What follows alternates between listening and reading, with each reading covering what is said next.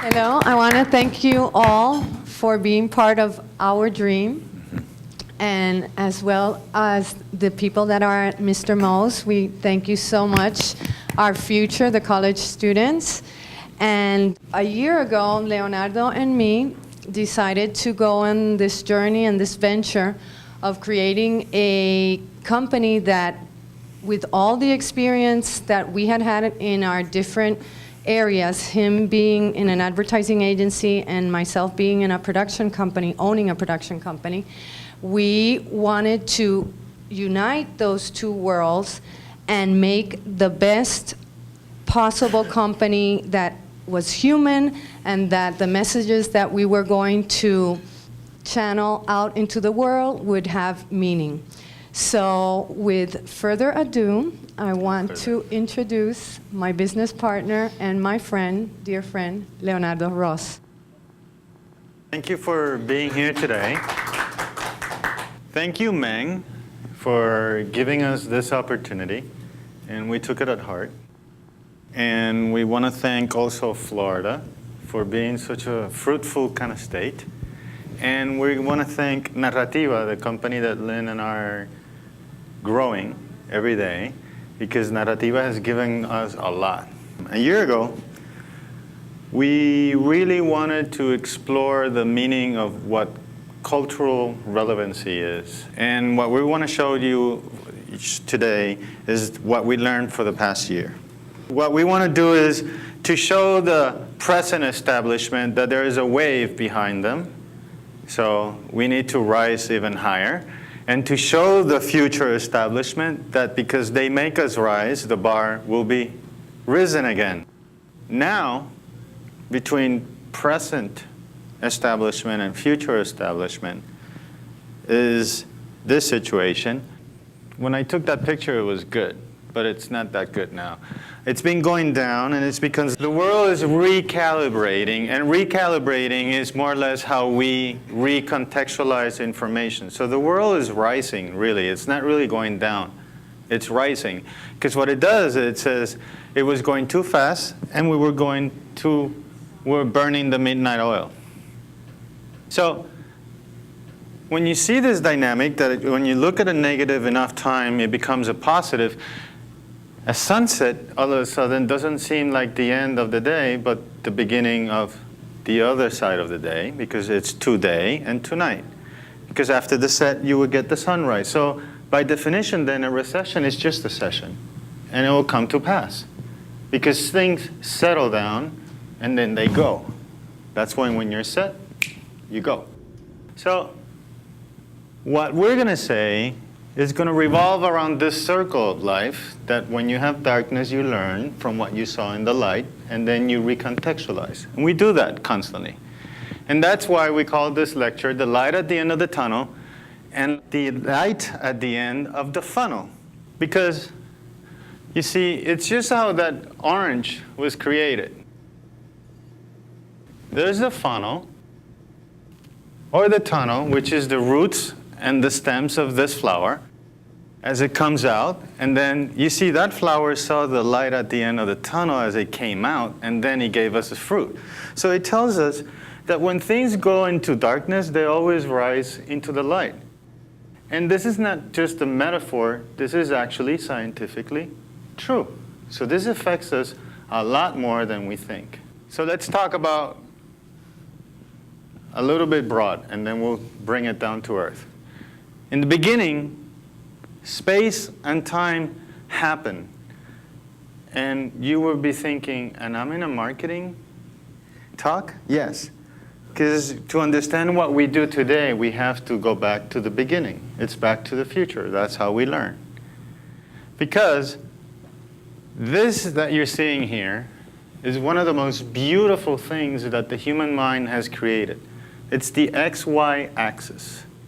And everything that our civilization has built is based on that. And that literally says that in the absolute zero, when you move forward in time, space and time happen, and when you move backward in time, space and time decrease. That's how we increase volume, that's how we make things brighter, that's how we dim the light, that's how we start the car, that's how we turn it off. That's how we breathe, and that's how our heart works also. Foom, foom. And you'll say, this is marketing? Yes, because this is what we're going to start to explore is how things work. And this lovely thing that looks like an engineer's dream come true, it's really the basic laws of the universe. And this is the gift given to us by a society and a culture that saw that energy had movement, and then they said, form follows function. And they gave us geometry. And we forget that geometry means the study of measurements on everything on Earth, including us.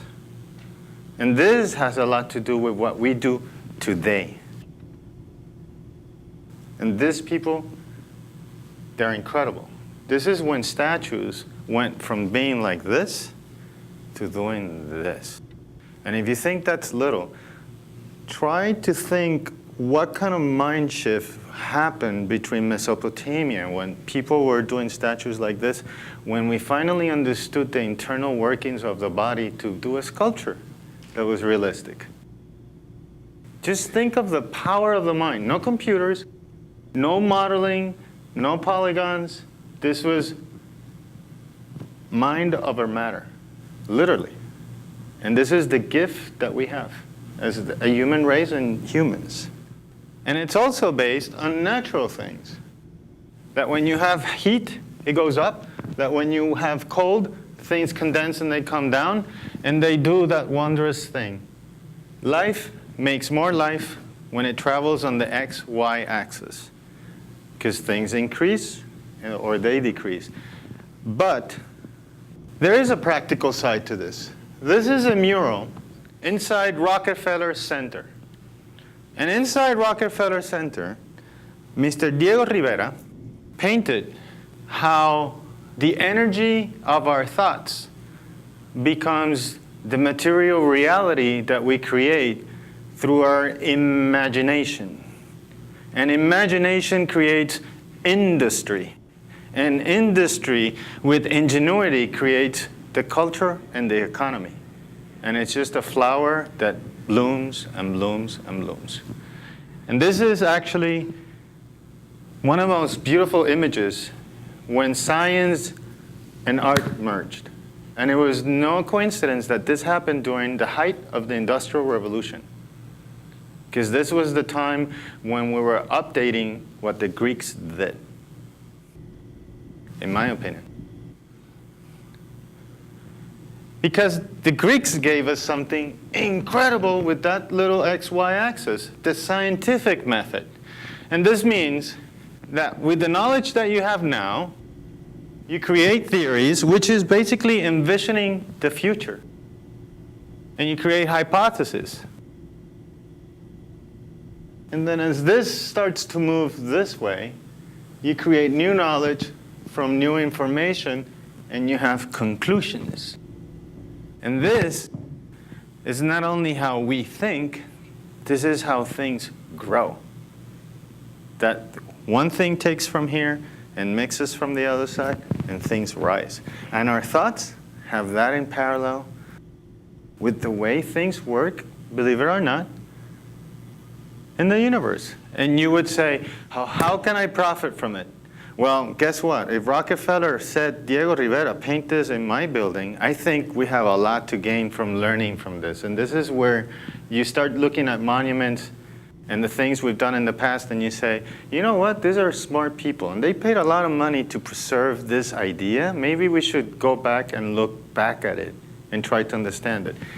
I'm lucky enough to have a partner who is fearless and work in a company who understands that we must recontextualize the information that the humans before us have done, and that's why we have a cultural company.